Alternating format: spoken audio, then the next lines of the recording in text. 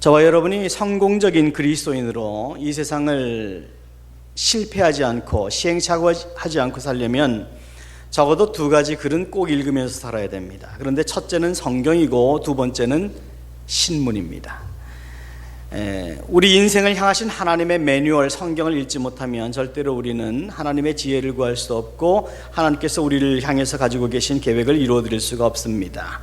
소망 없는 세상 가운데 빛과 소금의 역할을 감당하기 위해서는 우리가 꼭 하나님의 말씀을 알아야만 합니다. 그리고 이 소망 없는 시대 가운데에 하나님의 빛과 소금의 역할을 감당하고 이 시대 가운데에 방향을 제시하고 그렇게 이 시대 가운데 하나님의 보내신 자로서의 삶을 살기 위해서는 이 시대의 흐름을 읽어야 되니까 신문을 읽어야 됩니다.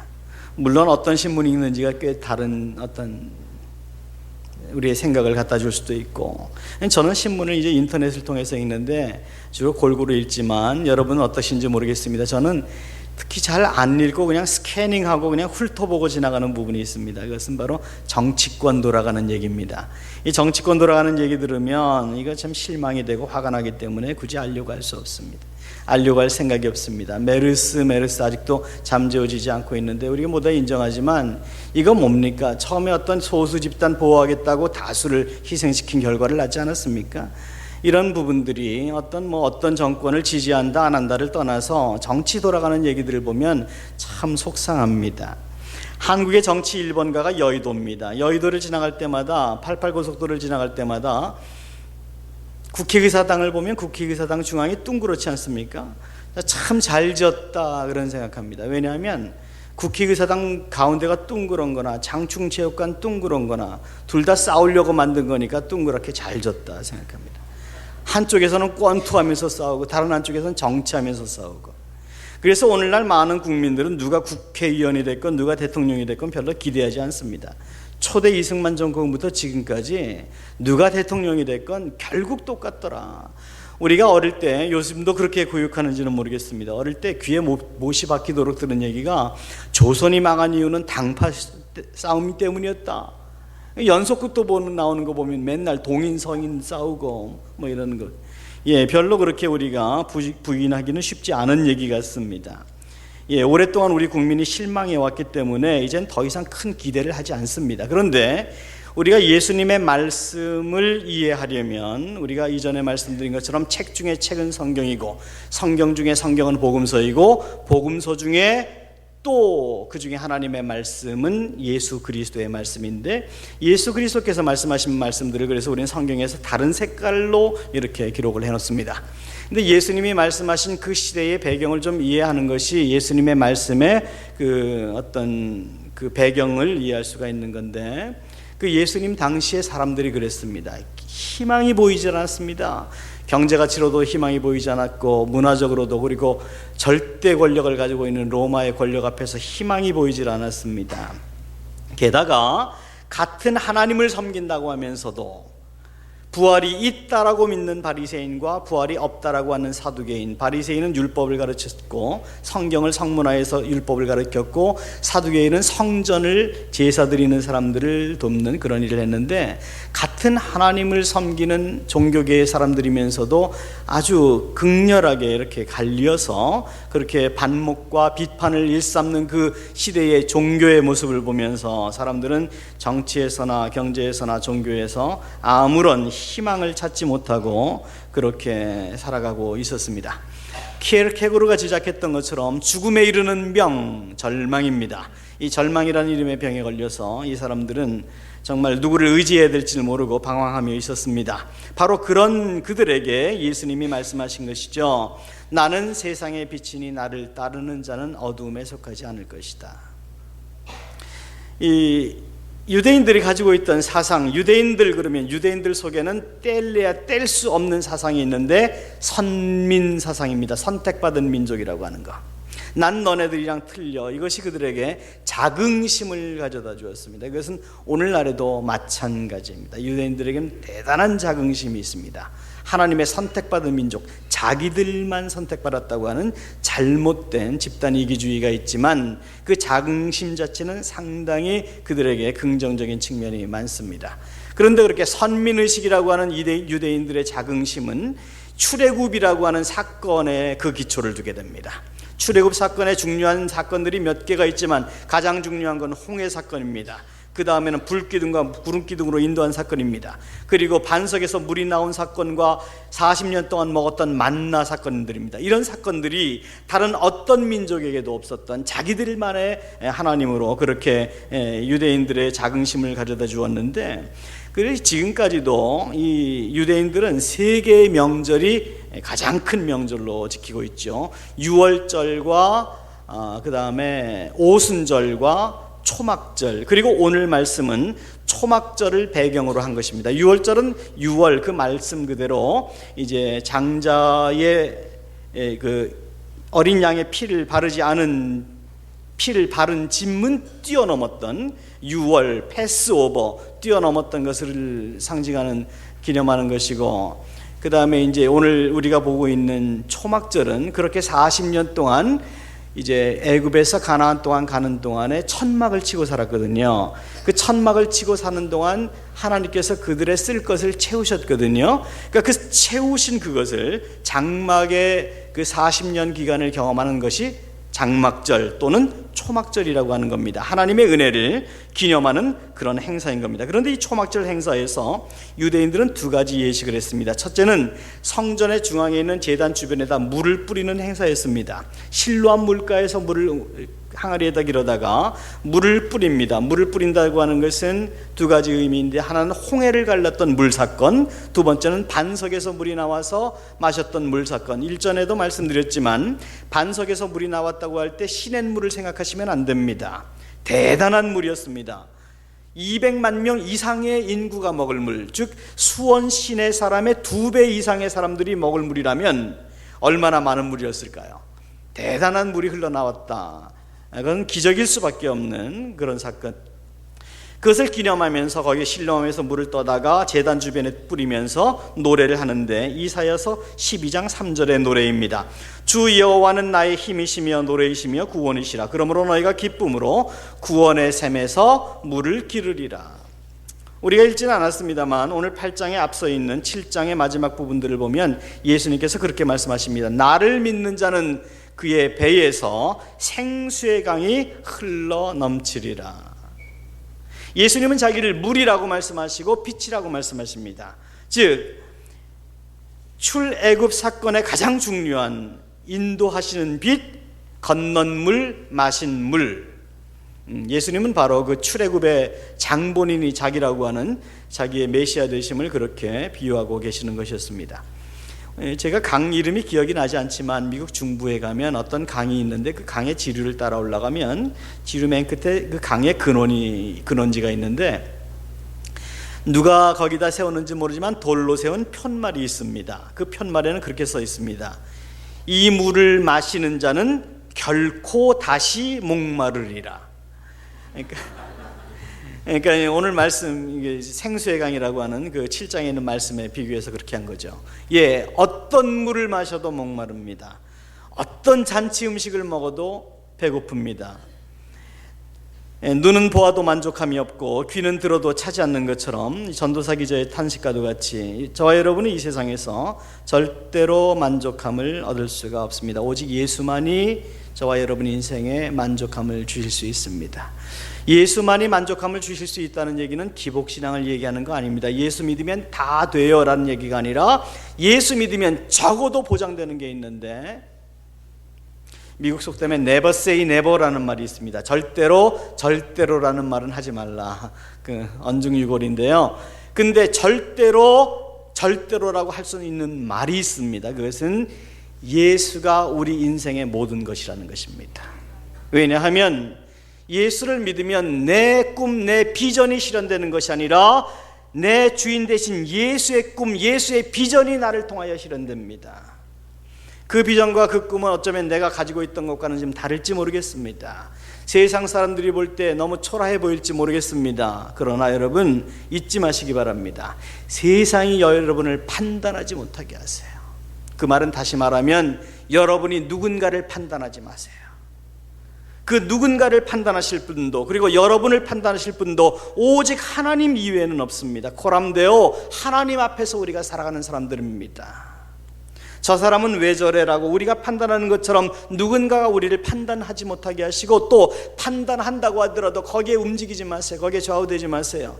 컴플렉스, 열등감이 뭡니까? 컴플렉스라는 단어는 자신감 없는 사람이 가지는 어떤 사회적인 그런 그 핸디캡을 가진 사람들이 가지는 얘기지, 하나님의 자녀들이 가질 얘기가 아닙니다. 하나님이 우리를 보시는데 우리가 누구를 두려워하겠습니까?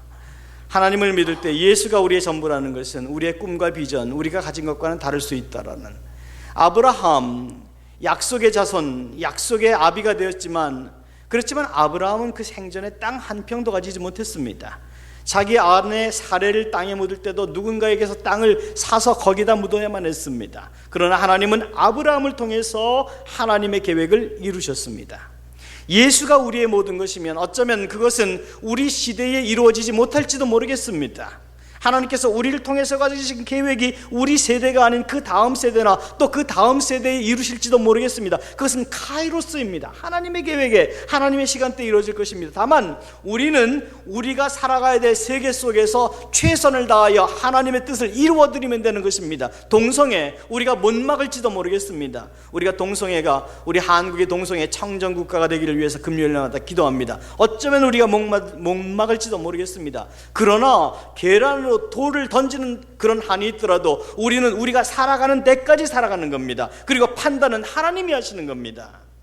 저와 여러분의 인생의 주인이 하나님이신 것, 즉 예수 그리스도께서 내 인생의 빛 되시고 내 인생의 생수의 강의 근원이 되신다는 것을 믿으면 우리는 흔들리지 않는, 우리 인생에 대해서 좌절하지 않는 성공적인 인생을 살 수 있습니다.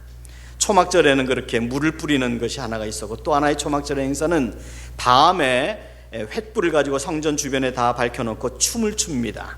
그 춤은 하나님께서 이스라엘 백성을 40년 동안 인도해 주신 그 하나님의 은혜를 기념하는 춤입니다. 그래서 예수님은 자기를 지금 나는 생명의 빛이다 말씀하실 때에 그 초막절에 춤을 출 수 있도록 비춰줬던 빛, 즉 출애굽을 가능케 했던 불기둥과 구름기둥을 이렇게 말씀을 하신 것이었습니다. 예수님이 참빛이라는 사실을 깨닫지 못할 때에 사람들은 어두움 가운데 헤매기도 하고 가짜빛을 참빛으로 오해하기도 합니다. 5세기부터 15세기까지의 다크 에이지, 중세의 암흑기가 지나간 다음에 16세기에 들어갈 때 그 시기를 우리는 문예부흥이라고 합니다. 르네상스라고도 합니다. 우리는 또 16세기를 계몽주의라고도 하고, 여러분 그 16세기부터 이제까지 신이 인간의 모든 삶의 중심이었던 것을 인간이 중심이 되겠다고 신을 몰아낸 것이 계몽주의입니다. 계몽주의를 영어로 하면 enlightenment입니다. enlightenment는 lightenment, 빛, en, 주다, 빛을 준다는 겁니다. 이제까지 암흑기 동안에 하나님이 모든 것으로 알았던, 그렇게 세뇌당하고 살았던 사람들에게 빛을 줌으로, 즉 계몽함으로 사람들이 이제는 하나님이 우리 인생의 주인이 아니라 내가 내 인생의 주인이다, 이것을 깨닫게 하겠다는 것이 계몽주의입니다. 그래서 계몽주의 이전에는 그림을 그려도 천지창조를 그리고 조각을 하여도 데이비상 나거나 뭐 이렇게 했습니다. 그런데 그 이후부터는 조각을 해도 무슨 비너스, 사람이 얼마나 아름다운가 이런 거를 만들고, 그림을 그려도 이제 다른 인간을 그리기 시작했습니다. 이제 신본주의가, 물론 잘못된 신본주의지만 인본주의로 바꾼 것을 우리는 르네상스라고 합니다. 그리고 그 르네상스의 핵심 단어는 이성입니다. 이성, ration, 이성입니다. 이성적으로 생각하자, 합리주의입니다. 합리적으로 생각하자. 성경에 이런 일들이 과연 우리의 합리로, 논리로 이해될 수 있느냐 없느냐를 가지고 진위를 따지자고 하는 그런 자유주의 신학도 그때부터 나오기 시작합니다. 그런데 여러분, 역사를 보면 어떻습니까? 이 이성이라고 하는 것이, 합리주의라고 하는 것이 우리 인간에게 정말 도움이 되었는가? 크리스천적인 입장이 아니라 우리가 정말 이성적인 사람으로 한번 생각을 해보십시다. 몇 가지만 보더라도, 혹시 여러분 중에서 제가 이런 말씀드리는 이유는 여러분이 다 거듭난 그리스도인으로 예수 그리스도가 여러분 인생의 주인인 것을 믿고 살면 정말 좋겠습니다. 그러나 만약에 조금이라도 아직도 내 이성이, 내 자아가 내 인생의 주인이라고 믿고 있는 분이 있다면 한번 여러분의 이성을 생각해 보십시오. 이성이 정말 이 인생에, 우리 인류 역사에 어떤 영향을 미쳤는가? 2차 대전 동안에 이 히틀러는 600만 명의 유대인들을 가스실에서 죽이게 됩니다. 그 이유는 우성학 이론이라고 하는 이성이기 때문이에요. 우성학 이론이라고 하는 이성주의로 그 많은 사람들을 죽이는 것을 당연하게 여기게 됩니다. 공산주의 혁명이라고 하는 레닌의 이성적 사상을 실현해 보겠다고 스탈린은 1500만 명의 사람을 죽였습니다. 그리고 모택동은 수차례 걸친 문화혁명을 거쳐서 3000만 명의 목숨을 뺏어갔습니다. 이성주의 때문에. 이성적으로 완벽한 나라를 만들자. 사람이 중요하지 않은 것입니다. 사람을 위한 나라에서 사람이 중요하지 않습니다. 다행히 한국은 아직도 모자보호법이라고 하는 이런 건강상의 이유로 낙태가 합법화되어 있지 않은데, 미국 같은 경우에만 해도 이제 인권보호, 태 속에 있는 인권은 별로 생각하지 않습니다. 엄마의 인권이 더, 가족의 인권이 더 중요합니다. 그래서 그런 인권보호라고 하는 이성적 판단 아래에 매년 3천만 명 이상의 태아들이, 즉 대한민국 인구의 절반 이상이 엄마 태 속에서 죽어갑니다. 하나님이 없는 인간의 이성은 무서운 살인 무기에 불과합니다. 물론 이성은 하나님께서 우리에게 주신 선물입니다. 자유의지가 선물인 것처럼 이성은 선물입니다. 그러나 이것이 인본주의로 변질되면 하나님을 대적하는 사탄의 병기로 이용될 수가 있습니다. 이 점에 대해서는 교회도 자유롭지 않습니다. 우리 침례교회는 개교회주의를 부르짖습니다. 개교회가 신학적인 노선과 정치적인 노선을 결정할 수 있다가 개교회주의입니다. 근데 그 개교회주의는 성령께서 우리 모든 하나님의 사람들을 통치하실 때 가능한 겁니다. 그렇지 않은 가운데 하나님의 통치 없는 개교회주의는 무서운, 오히려 교회를 깨트리는 인본주의로 변질될 수 있는 위험성이 있습니다. 그런데 예수 그리스도의 빛이 들어가면 사람도 바뀌고 민족도 바뀌고 국가가 바뀌고 역사가 바뀝니다. 기독교인이 아니더라도 2000년 기독교 역사 동안의 인류 역사를 살펴보면 그것은 아주 선명하게 드러납니다. 독일과 유럽 국가들과 그리고 영국과 미국 같은 나라는 불과 400년 전에 무일푼으로 시작한 나라 아닙니까? 아무런 문화적인 유산이 없던 나라입니다.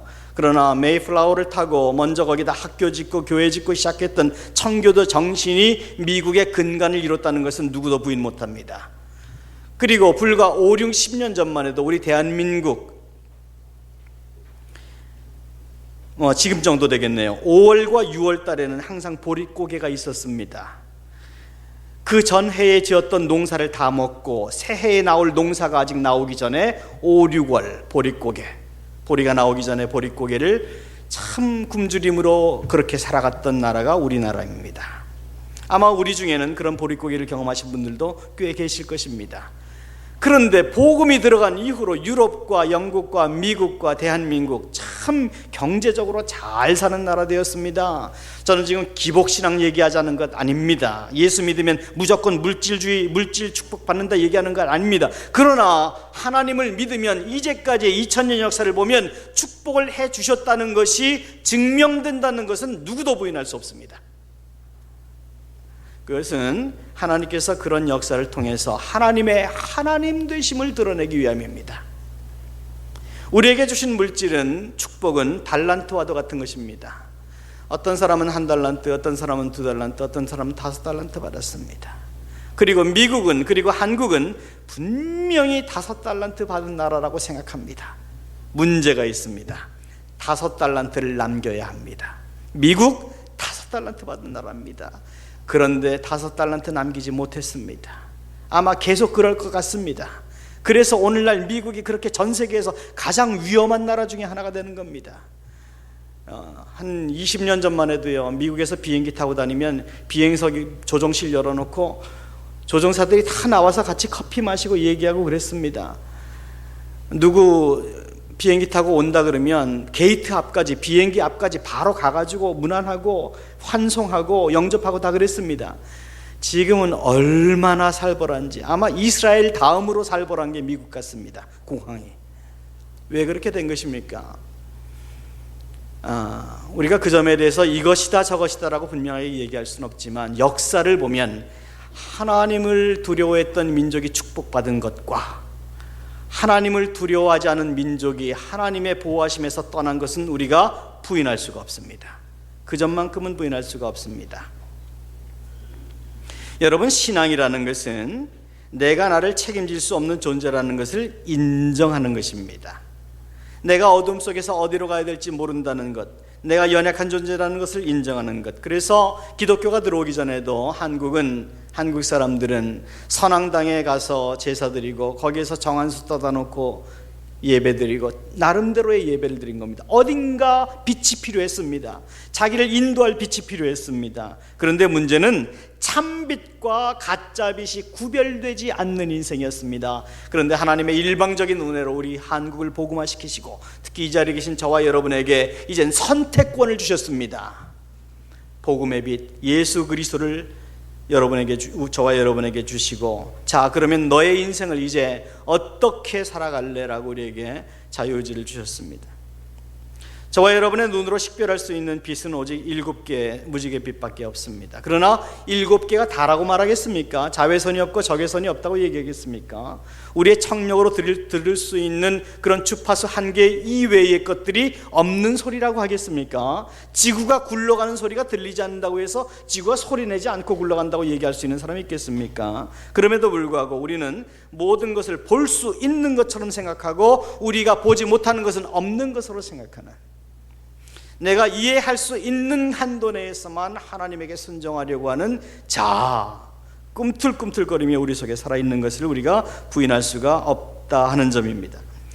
저는 대학을 졸업하기 전에 한 1년 정도 제가 삼성에 들어가기 전에 1년 정도 다른 회사에 근무했던 적이 있는데, 지금도 있는지 모르겠습니다. 성남에 오리엔트 시계라고 하는 회사가 있었습니다. 거기에 개발부에서 1년을 있었는데, 개발을 한다 그래도 이 시계 속에 핵심을 개발하는 건 아니고 그건 전량 일본에서 들여왔고, 개발부라고 하는 것이 껍데기 만드는 겁니다. 이렇게 껍데기 만들고 자판 만들고 시계 칩 만들고 줄 만들고. 그래서 거기서 한 1년쯤 있다 보니까 가짜 시계와 진짜 시계를 구별할 수 있는 식별력이 생겼습니다. 이제 그 시점이 제가 이제 30살이 되기 전이니까, 그때 이제 그 다음에 제 친구들이 결혼하고 그러면 제가 오리엔트 시계 개발부에 있었다는 걸 아니까 롤렉스, 그 당시만 해도 신혼의 그 혼수품으로 롤렉스가 되게 유행이었어요. 가지고 와서 물어봅니다. 아니, 이거 우리 장인이 스위스에서 사왔는데 이거 진짜인지 아닌지 좀 봐줄래? 사기 전에 얘기해 달라 그러면 얘기해 주겠는데, 사고 나서 얘기해달라 그러면 해줄 얘기가 딱 하나밖에 없습니다. 근데 여러분, 진짜와 가짜를 만드는 사람이 진짜와 가짜가 구별되게 만들까요? 아니요, 일반인의 눈으로는 구별이 되지 않습니다. 전문가의 눈으로도 이렇게 확대경을 가지고 봐야 이게 어떤 도금이라든지 또는 커팅이라든지 이런 거에서 식별이 가능한 것인데, 일반인의 눈으로 구별이 되지 않습니다. 여러분, 가짜 빛을 만들어 놓는 사탄이 여러분의 인생을 망가뜨리려고, 적어도 여러분 2가지가 중요한데, 첫째는 여러분의 구원은 무효화되지 않습니다. 하나님의 은혜로 일방적인 예수 그리스도의 보혈로 여러분이 예수 그리스도를 그리스도로 영접했다면, 진정으로 영접했다면, 그 후로 여러분의 삶이 어떻건 상관없이 여러분의 구원은 무효화되지 않습니다. 한 번 받은 구원은 무효화될 수 없습니다. 그런데 여러분의 인생은 망가질 수 있습니다. 하나님이 준비해 두신 목적, 하나님이 여러분을 통해서 이루고자 하시는 그 계획은 망가질 수 있고, 사탄이 노리는 것이 그것입니다. 저와 여러분의 인생을 망가뜨리기 위해서 사탄은 곳곳에 가짜 빛을 둡니다. 그런데 진짜처럼 보이게 할까요? 가짜라고 써붙일까요? 구별이 되지 않습니다. 그래서 성경은 살리는 것은 영이니 육은 무익하다 말씀하십니다. 영적인 눈으로 예수 그리스도의 시각으로 보지 않으면 구별이 되지 않습니다. 그래서 예수가 내 모든 것이고 예수가 내 삶의 모든 것이 될 때 내 인생이 하나님의 계획 안에서 성공적일 수 있다고 하는 것은 내 인생을 내 눈으로 보지 않고 하나님의 눈으로 보는 겁니다. 내 인생을 내 손으로 내 발로 노력하지 않고 하나님의 손과 발 되어 살아가는 겁니다. 그러면 나머지는 하나님이 책임져 주시는 것입니다. 6월달이 선교의 달입니다. 선교 용어 중에 제일 중요한 용어가 미시오 데이라고 하는 라틴어가 있습니다. 하나님의 선교라는 겁니다. 우리가 아무리 열심히 노력하는 것 같아도 결국 영광 받으실 분도 하나님이시고 이를 이루실 분도 하나님이시고, 그런데 하나님의 가장 큰 선교는 바로 땅끝이 아니라 저와 여러분 개인입니다. 저와 여러분 개인을 향하신 하나님의 선교가 있습니다. 우리를 통해서 이루실 계획이 있습니다. 방법은 딱 하나입니다. 그 길을 이룰 수 있는 방법은 딱 하나입니다. 하나님의 주권을 인정하는 것입니다. 그래서 우리는 기독교 신앙을 거부할 수 없는 하나님의 은혜라고 부릅니다. 그리고 이 빛은 우리가 찾은 것이 아니라 그 빛이 우리를 찾아오신 것입니다. 그 빛 대신 예수께서 지금 자기 자신을 생명의 빛이고 나를 따르는 자는 어둠에 다니지 않을 것이다 말씀하셨습니다. 빛은 우리에게 어떤 유익을 주는가? 한 두 가지 정도만 생각해 보면, 빛은 우리에게 생명을 줍니다. 예수는 우리의 생명이십니다. 생명이라는 것은 죽음과 반대입니다. 생명의 빛 대신 우리에게, 생명의 빛 대신 예수께서 우리에게 생명을 준다는 것은 우리의 삶의 의미가 이 세상을 살다가 그만 끝나버리는 것이 아니다 하는 것입니다. 생물학적으로도 그렇습니다. 빛이 들어가면 거기는 반드시 생명체가 있습니다. 그리고 빛이 없으면 생명체가, 어떤 생명체도 살아남을 수가 없습니다. 저는 병리학자는 아니지만 멜라토닌이라고 하는 호르몬이 인간의 몸에서 나오는데, 인간의 몸이 화학공장 아닙니까? 그래서 화학공장에서 좋은 화학물이 나오기도 하고 또 우리의 몸에 해를 끼치는 화학물이 나오기도 하기 때문에 스트레스를 받거나 신체적으로 많은 어떤 좋지 않은 영향을 받거나 좋지 않은 음식물을 먹으면 좋지 않은 화학물질이 나와서 우리에게 나쁜 병들을 만들고, 또 우리가 은혜 가운데 거하고 기쁘고 이렇게 살면 좋은 호르몬들이, 좋은 화학물질이 나와서 우리를 더 건강하게 하는 것은 우리가 다 상식적으로 이해하는 것 아닙니까? 그 중에 좋은 호르몬 중에 멜라토닌이 있는데, 이 멜라토닌은 빛을 받아야만 생성되는 것이랍니다. 그래서 이제 해변에 가면, 그 유럽이나 미국이나 이런 해변 가면 동양 사람들은 그냥 마스크 쓰고 뭐 얼굴 완전히 싹 다 가리고 갑니다. 그런데 서양 사람들은 웬만하면 내놓으려 그럽니다. 그 서양 사람들이 남자건 여자건 종이 쪽만한 거 가지고 몸 가리고 사우나, 이렇게 해변에서 비치욕 하는 게요, 그게 뭐 보여주고 싶어서가 아니라 그만큼 몸에 이 사람들은 뭘 써야 되는 겁니다. 이 백인들은 이 햇빛을 안 받으면 병이 생겨요. 참, 그 보면 하나님이 우리 잘 만드셨어요. 적당하게. 백인들은 햇빛을 안 맞으면 병이 생기기 때문에 그렇게 햇빛을 쓰려고 백사장을 가는 겁니다. 그런데 그러다 보니까 미국에서도 캘리포니아가 제일 빛이 많은 동네이기 때문에 선키스트라든지 뭐 나파밸리의 포도주라든지 미국의 좋은 과일들이 캘리포니아에서 많이 나옵니다. 근데 캘리포니아에서 운전하고 10시간만 올라가면 시애틀이라고 하는 동네가 있는데, 거긴 또 제일 침침한 동네 중에 하나입니다. 1년 12달 중에서 2달만 햇빛이 나오고 10달은 회색빛입니다. 빛이 안 보인다. 햇빛이 보이질 않습니다. 그러다 보니까 사람이 충충하고, 시애틀은 미국 전체에서 우울증 환자가 제일 많은 동네입니다. 이제 뭐 침침하니까 사람들 커피 많이 마셔서 스타벅스가 이제 거기서 생겼죠. 그런데 하여튼 동네가 침침해요. 우울증 환자들이 제일 이민 가고 싶어하는 나라가 그래서 시애틀, 그 다음에 방콕, 방글라데시.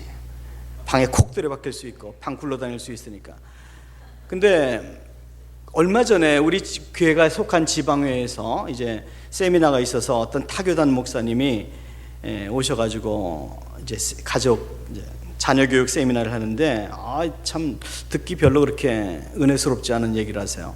자기 나름대로는 재미있게 얘기를 하는데 사람들이 안 웃는 거예요. 저도 안 웃었어요. 왜냐하면 안 웃기니까. 근데 안 웃으니까 하는 말씀이 침례교는 침침하다 그러더니 진짜 침침하네요 그러는 거예요. 근데 진짠가요? 우리 침침한가요? 예, 하여튼 시애틀 침침합니다. 그래서 우울증 환자가 많습니다. 근데 영적인 문제가 마찬가지입니다. 영혼의 햇빛 대신 예수님을 떠나면 우리 인생 침침해질 수밖에 없습니다. 문제는 내가 그것을 느끼느냐, 아니면 내 눈동자가 어두움에 익숙해져서 어두움으로 인식하지 못하느냐의 차이일 뿐입니다. 참빛 대신 예수님의 인도하심이 없이는 절대로 우리는 이 세상을 성공적으로 살 수가 없습니다. 그리고 참빛 대신 예수님, 빛이 주는 두 번째 유익은 우리에게 영적인 판단력을 가져다 준다는 점입니다. 빛이 없으면 여러분 판단 못합니다. 헤드라이트 없으면 여러분 밤에 운전 못하십니다. 하나님의 말씀은 내 발의 등이요 내 길의 빛입니다. 판단력을 얘기하는 것입니다. 살리는 것은 영이니 육은 무익하니라 마찬가지입니다. 판단력을 얘기하는 것입니다. 여러분의 인생 무엇으로 판단하시겠어요? 성령의 인도하심으로, 하나님의 말씀으로 판단받고 인도함 받지 못하면 여러분 절대로 우리는 우리 인생 책임질 수도 없고 우리 인생을 성공적으로 인도할 수가 없습니다. 참빛 되신 예수님, 출애굽 40년 기간 동안 낮에는 구름 기둥으로 밤에는 불 기둥으로 이스라엘 인도하셨던 하나님, 그 하나님의 인도하심이 우리에게도 필요한 것이죠. 어두움에 가면 판단력이 흐려집니다. 여러분이 어떤 물건을 사시거나 옷을 고르실 때 어두운 데서 고르세요? 아니면 밝은 데서 고르세요? 제가 자꾸 미국 얘기 말씀드려서 죄송합니다만 제가 너무 거기에 아직은 좀 문화가 적응돼 있어서 그런지 모르겠습니다. 한국에 와서 좋은 게 음식점이 밝다는 거예요. 근데 미국 가면 특히 중국 음식점이 참 어두컴컴합니다. 뭐가 들어갔는지도 몰라요. 바퀴벌레도 가끔 들어가는데 바퀴벌레 몇 마리 나올 때가 제일 역겨운지는 아시죠? 반 마리. 진짜 뭐가 들어있는지 모르게 어두컴컴해요. 그걸 무드라고 생각해요. 근데 여러분, 세상을 떠날 날이 가까웠을 때 그 괴테가 그런 말을 했다 그러죠. 자꾸 어두워진다, 자꾸 어두워진다. 더 밝은 빛을 내게 달라. 창문 활짝 열어놨는데도 더 어두워진다 그랬습니다. 인간의 이성은, 계몽주의는, 합리주의는 절대로 우리의 눈을 열어주지 못합니다. 유물론적 사관으로 보면 인간은 한 마리의 동물에 불과합니다. 그러니까 필요하면 쓰고 필요 없으면 버려도 되는 겁니다. 이성입니다. 앞서 말씀드린 공산주의입니다. 그래서 공산주의 사회에서는 사람 죽이는 게 문제가 되지 않습니다. 얼마 전에 있었던 수년 전에 천안문 사태, 몇 명이 죽었는지 공식 숫자가 나오지 않습니다. 왜 안 나오는지 아세요? 별로 안 중요하기 때문이에요. 이데올로기, 공산주의를 세우는 데 있어서는 몇 명이 죽는지는 별로 중요하지가 않아요. 그러나 복음이 먼저 들어갔던 나라, 유럽이나 미국 보면 우리보다 그들이 도덕적인 기준이 앞서서가 아니라 생각하는 기준이 달라서 인간을 존중하는 모습들을 보게 돼요.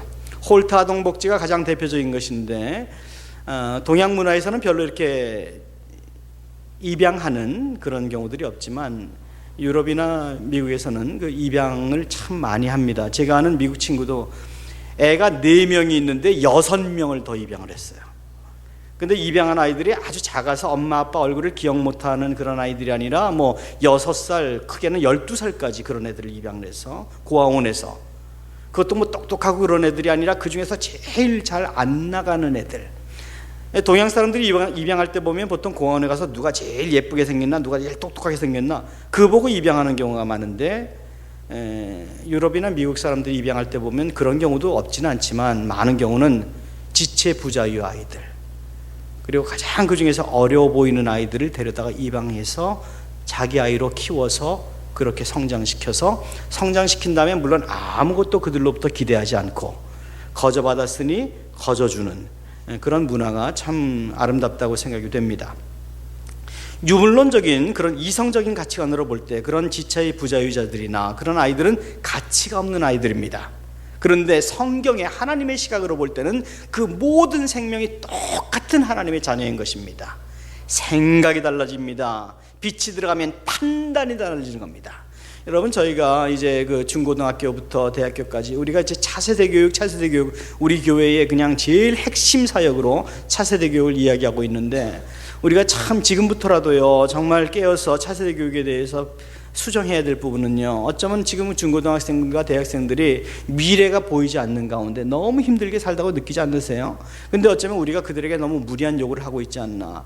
공부 잘해라, 무조건 등수 안에 들어야 된다, 좋은 대학 가야 된다, 좋은 직장 가져야 된다, 이것이 인생의 성패인 것처럼 우리가 얘기하지 않았나. 우리의 판단은 정말 옳았던가?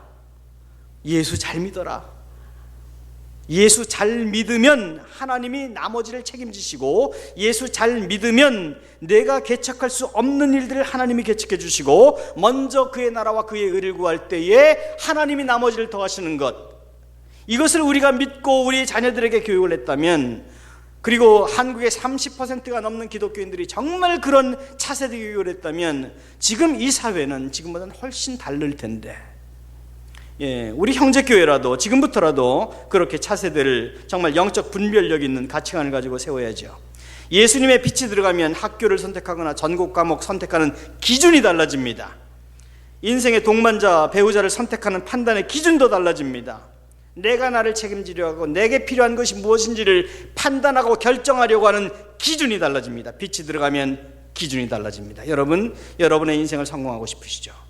참빛 대신 예수님께서 여러분을 드라이브하게 하십시오. 하나님께서 여러분의 인생의 주인이 되게 하십시오. 그래야만 여러분의 판단력이 옳게 될 것입니다. 따라서 오늘 본문에서 예수님께서는 나를 따르는 자는 어둠에 다니지 아니하고 생명의 빛을 얻으리라 하셨는데, 생명의 빛을 얻기 위한 우리가 어떻게 살아야 된다 말씀하십니까? 나를 따르는 자, follower, 따라야 된다 말씀합니다. 내 말씀을 내 이야기를 듣는 자가 아니라 내 이야기를 듣고 행하는 자, 곧 믿음이 행함을 동반하는, 행함 동반하는 믿음을 얘기하는 것입니다. 무엇이 행함 동반하는 믿음이고 무엇이 주님을 따르는 것인가? 하나로 요약해서 말씀드리면 그것은 바로 그분의 주인됨을 인정하는 것입니다. 예수 그리스도의 여러분의 주인됨을 인정하십시오. 여러분 인생의 주인됨을 인정하십시오. 여러분 모든 계획과 지갑과 건강과 가족의 주인됨을 인정하십시오.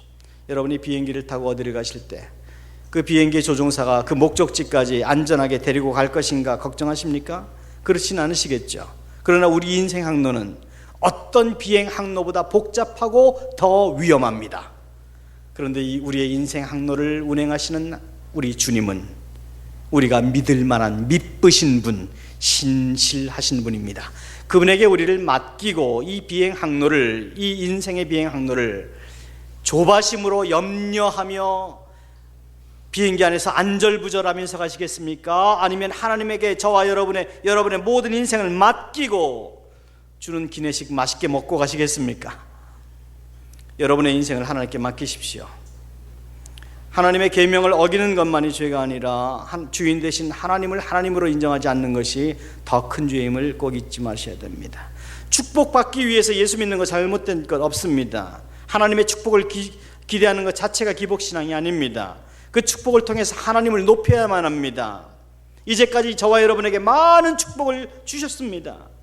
그리고 앞으로도 우리에겐 더 많은 축복이 필요합니다. 조건이 있습니다. 이제까지 받은 축복으로 먼저 하나님께만 영광이 되게 하십시오. 여러분의 받은 모든 것이 여러분의 성취가 아니라 하나님의 것임을, 즉 하나님의 주인됨을 인정하십시오. 그러면 하나님은 이 앞으로도 여러분에게 더 많은 것으로 채우셔서 그분의 영광을 드러내실 것입니다. 나는 세상의 빛이니 나를 따르는 자는 어두움에 다니지 아니하고 생명의 빛을 얻으리라. 모쪼록 이 한 주간 동안에도 이 생명의 빛을 따르는, 순종하는 삶으로, 제자의 삶으로 영적 분별력과 하나님의 은혜 가운데 살아가는 저와 여러분 되실 수 있기를 예수님의 이름으로 축원합니다.